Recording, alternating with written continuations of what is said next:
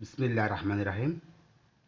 আজকে আমার আলোচনা বিষয়বস্তু হচ্ছে, আসুন আমরা পরিপূর্ণ মুসলিম হই।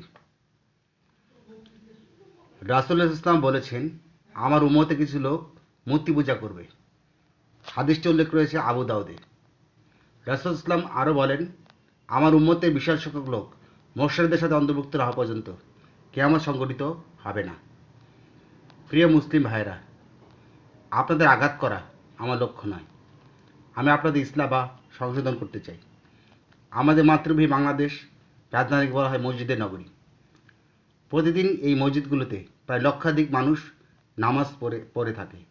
কিন্তু দুঃখের বিষয়, এই মসজিদের নগরী মূর্তির নগরীতে পরিণত হয়েছে। আমাদের বাংলাদেশ প্রায় 90% মুসলমানের দেশ। ঢাকা শহরে প্রায় প্রতি বাড়িতে ছবি মূর্তি লক্ষ্য করা যায়। রাসূলুল্লাহ ইসলাম মক্কা বিজয়ের পর সমস্ত মূর্তিকে ধ্বংস করেছিলেন। আল্লাহ রাসূল ইসলাম হযরত আলীকে নির্দেশ দিয়েছিলেন, হে আলী, যত ছবি মূর্তি পাও এবং যত উঁচু কবর পাও তা ধ্বংস করে ফেলো। রাসূলুল্লাহ ইসলাম আরও বলেন, খ্রিস্টানরা ইহুদিরা কবরকে উঁচু করত এবং উপাসনা করত এবং কবরের উপর স্তম্ভ নির্মাণ করত। তোমরা তা করবে না। আজকে ঢাকা শহরে লক্ষ লক্ষ নেতাকর্মীদের নামে মূর্তি তৈরি করা হচ্ছে এবং সেখানে ফুল মোমবাতি দ্বারা সম্মান প্রদর্শন করা হচ্ছে, যা মূর্তি পূজার সামিল। দেশকে ভালোবাসা উত্তম, কিন্তু কিছু সংখ্যক নামধারী মুসলিম কেউ প্রকৃতির পূজা করছে। তাই আল্লাহ রাব্বুল আলামিন সূরা ইউসুফের 106 নম্বর আয়াতে বলেন, অধিকাংশ মানুষ ঈমান আনার পর শিরিক করে। আরও অনেকে বিয়ের অনুষ্ঠানে গায়ে হলুদের অনুষ্ঠান করছে, যা ইসলামের দৃষ্টিতে ঠিক নয়। আমরা মসজিদে সালাত আদায় করি, কিন্তু মসজিদ থেকে বের হয়ে সেই ইহুদি খ্রিস্টানদের তৈরি করা মতবাদ, গণতন্ত্র, সমাজতন্ত্র, জাতীয়তাবাদ ইত্যাদি মতবাদের সাথে আমরা জড়িত।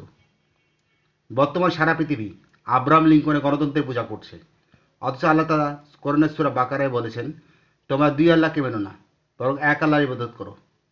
আবার আমাদের দেশে হিন্দুরা যখন তাদের পূজার সময় হয়, তখন তারা তাদের মূর্তি পরিষ্কার পরিচ্ছন্ন করে।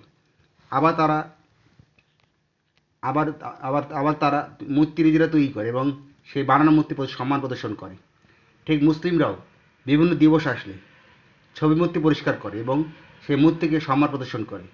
এই জন্য রাসূল ইসলাম বলেছেন, আমার উম্মতে কিছু লোক মূর্তি পূজা করবে। প্রিয় ভাইরা, আমি কাউকে গালি দিচ্ছি না, বরং শিরিক বিদআত থেকে পরিপূর্ণভাবে মুক্ত হয়ে ইসলামের পথে আসার জন্য আপনাদেরকে আহ্বান করছি। আমার কোনো ভুল হলে ক্ষমা দৃষ্টিতে দেখবেন। আমিন। তো আমার লেকচারটি যদি আপনার ভালো লাগে কমেন্ট করবেন। আজকে পর্যন্ত, আল্লাহ হাফিজ।